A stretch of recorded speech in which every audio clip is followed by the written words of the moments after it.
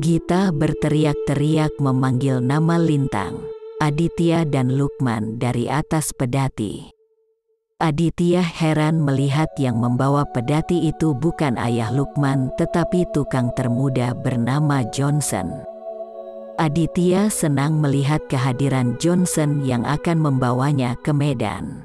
Namun setelah mendengar penjelasan tukang itu, Aditya menjadi lesu seketika. Katanya, ia belum bisa menemaninya ke Medan bulan ini karena uang yang telah ia kumpulkan sudah dipakai untuk berobat ibunya yang sakit asma. Semoga minggu depan saya dan ayah diajak lagi bekerja membangun sekolah impres di kota, ucap Johnson. Tatapan Aditya lurus memandang Bukit Nun jauh. Wajah Bintang adiknya tergambar di bukit-bukit. Tahi lalat di tangan Bintang pun tergambar di sana. Lalu ia menoleh ke tengah ladang tembakau dan di sana ada Lintang yang juga memiliki tahi lalat yang sama dengan Bintang. Lintang bercengkerama dengan Gita dan Lukman. Ketiga anak itu berlari ke arah gubuk dengan membawa daun tembakau hasil petikan mereka. Aditya tak mampu mengubah wajah muramnya meskipun adiknya Lintang sudah berada di hadapannya. "Kenapa bang?" tanya Lintang. Aditya memberitahukan bahwa mereka belum bisa segera pergi ke Medan. Lintang tersenyum. Mungkin sekadar menghibur abangnya karena sebenarnya Lintang pun sudah sangat ingin bertemu dengan saudara kembarnya bernama Bintang. Tak hanya itu, Lintang merasa kesepian yang amat sangat ketika sore harinya Lukman pun ikut pulang bersama Johnson dan Gita. Mereka pulang ke desa sesuai pesan ayah dan ibu Lukman. "Ingat, jangan sampai Aditya dan Lintang kamu ajak ikut ke desa." Begitu pesan ayah Lukman kepada Johnson. Malam terasa sunyi sekali. Pak Nahum membuat api di kandang ayam. Aditya dan Lintang duduk di halaman rumah beratap seng itu. Kedua abang adik itu tak saling bicara.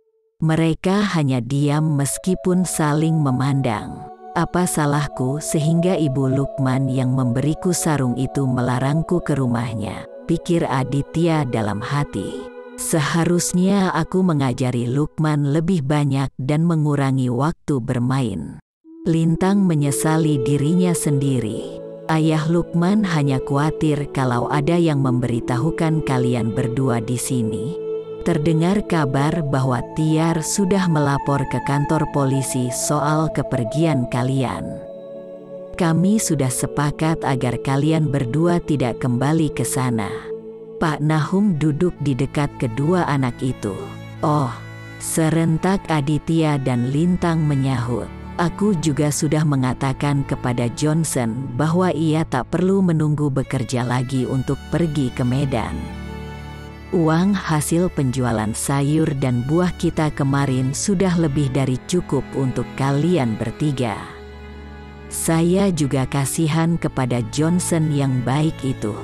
Selama sekolah di Pematang Siantar, ia sendirilah yang membiayai dirinya sendiri di sana. Sepulang sekolah, ia jadi tukang cuci piring di restoran China untuk dapat uang," tutur Pak Nahum. Mendengar kata restoran Cina, Aditya terbayang kepada ayahnya yang bekerja sebagai juru masak di sebuah restoran Cina. Saban sore ayahnya pulang membawa makanan buat mereka. Ibunya yang bekerja sebagai tukang jahit itu selalu menyambut ayahnya dengan pelukan hangat lalu menyiapkan makanan untuk mereka. Hari terakhir, ayahnya tidak membawa bungkusan makanan.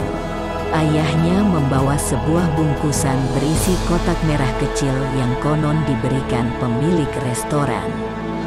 Aditya mengingat-ingat lagi bahwa pemilik restoran itu telah mengangkat ayahnya sebagai anak. "Ya, ayahku memang anak angkat dari pemilik restoran itu. Itulah awal dari derita panjang bagi kami. Pada akhirnya ayahku dituduh sekongkol dengan partai terlarang. Pernah ibuku marah-marah kepada orang yang menempelkan gambar di rumah kami. Dengan sengit ibuku merobek gambar Palu dan Arit itu. Aditya kembali mengingat-ingat peristiwa demi peristiwa yang pernah ia lihat dan dengar. Lintang sudah mendengkur di sebelah Pak Nahum. Aditya masih belum tidur walau ia terpejam. Lalu, kotak kecil itu pun diberikan ibu kepada Ibu Tiar 3 hari sebelum menjemput kami. Ibu Tiar memberikan sejumlah uang kepada Mbah Karyo dan menitipkan bintang di sana. Lalu, Aditya tak mengingat apa-apa lagi karena semua ingatannya telah ditutupi oleh wajah ayahnya yang disiksa tak manusiawi. Dari wajah ayahnya kemudian berganti dengan wajah ibunya ketika dijambak dan diseret seperti hewan masuk rumah jagal. Aditya meneteskan air mata. Air mata itu laksana perekat untuk kelopak matanya dan ia pun mulai merasa lelah. Ia tertidur. Tidak, ayahku bukan komunis. Pekik Aditya lantang sehingga Pak Nahum dan Lintang terbangun dari tidurnya. Kamu bermimpi, Dit, ujar Pak Nahum mengguncang bahu Aditya. Aditya duduk dengan wajah berpeluh. Lintang mengusap peluh di wajah abangnya. Abang mimpi ayah lagi. Pak Nahum mengambil segelas air untuk Aditya.